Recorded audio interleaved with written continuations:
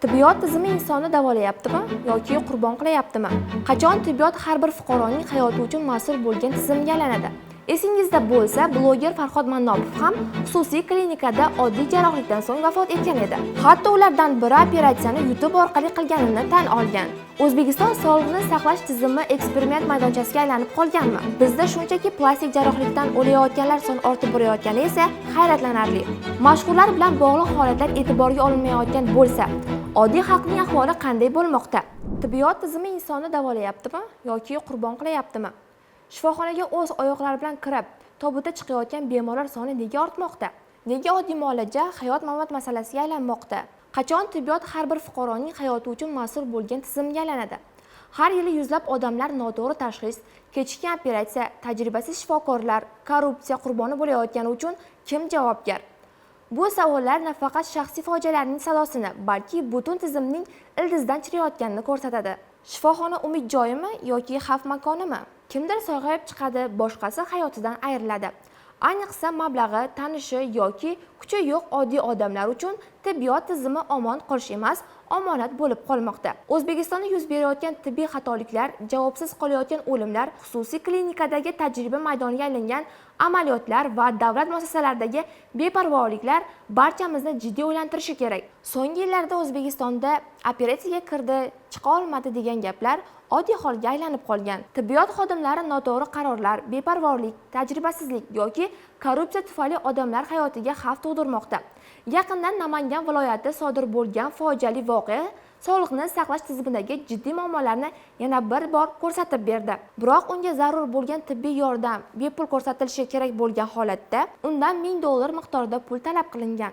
Mablag' topilib operatsiya amalga oshirilishi kerak bo'lganda bemor komaga tushib, oradan ko'p o'tmay vafot etdi. Oyoq suyagini davolash uchun nega odam jonidan ayrilishi kerak? Bu tizimda inson hayotdan ko'ra pul muhimroqmi?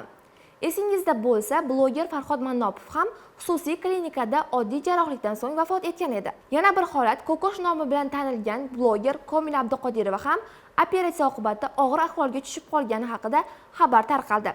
Keyinchalik ma'lum bo'lishicha, operatsiya o'z mutaxassisi bo'lmagan shifokor, pediatr, stomatologlar bajargan.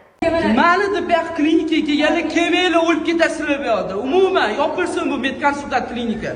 Bo'ldi, qo'y. Menga operatsiya bo'lgan kunimdan shu kungacha kamera ochdi, operatsionni eshigi kirdi, chiqdi, xonam hamma etaj yurgan turganlarim. Davay, ko'chaga chiqib ketibman, men ochilgandan keyin bara kameraga chiqqanman. O'zimni o'ylab.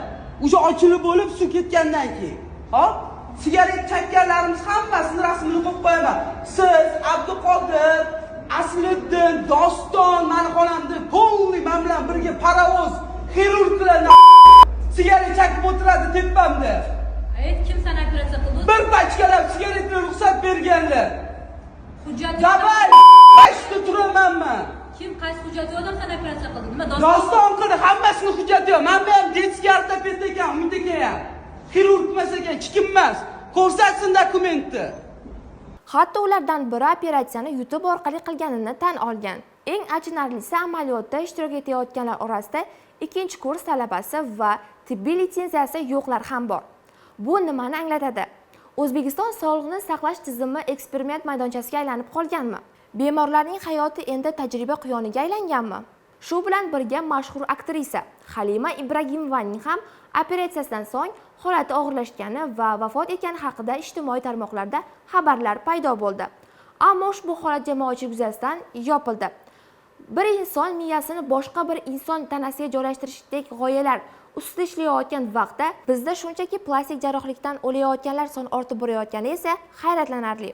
Mashhurlar bilan bog'liq holatlar e'tiborga olinmayotgan bo'lsa, oddiy xalqning ahvoli qanday bo'lmoqda? 2023-yilning o'zida O'zbekiston bo'yicha 1200 dan ortiq bemor sog'liqni saqlash tizimidagi xatoliklar tufayli nogiron bo'lib qolgan yoki hayotdan ko'z yumgan.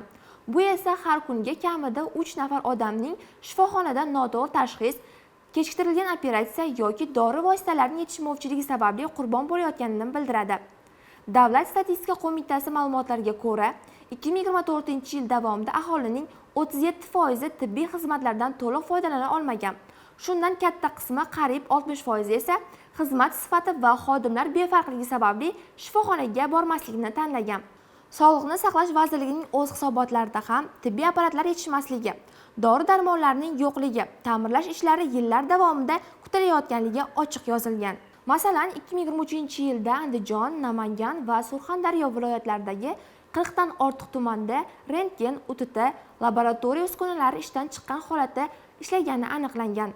2024-yil yakunida respublika bo'yicha 6800 dan ortiq shifokor yetishmasligi rasman e'tirof etildi. Ayniqsa pediatrlar, jarrohlar, anesteziologlar va neonatologlar yetarli emas. Ba'zi tumanlarda bitta jarroh 3 ta shifoxonada aylanishga majbur.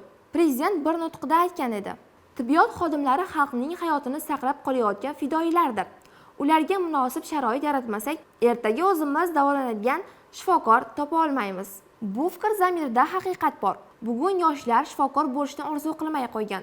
Chunki bu kasb sharoitsizlik, e'tiborsizlik va ko'p hollarda nohaqlikdan azob chekmoqda. Tibbiyot xodimlari ijtimoiy jihatdan himoyalangan, munosib maosh, xizmat uy-joyi va imtiyozlar bilan ta'minlanishi kerak.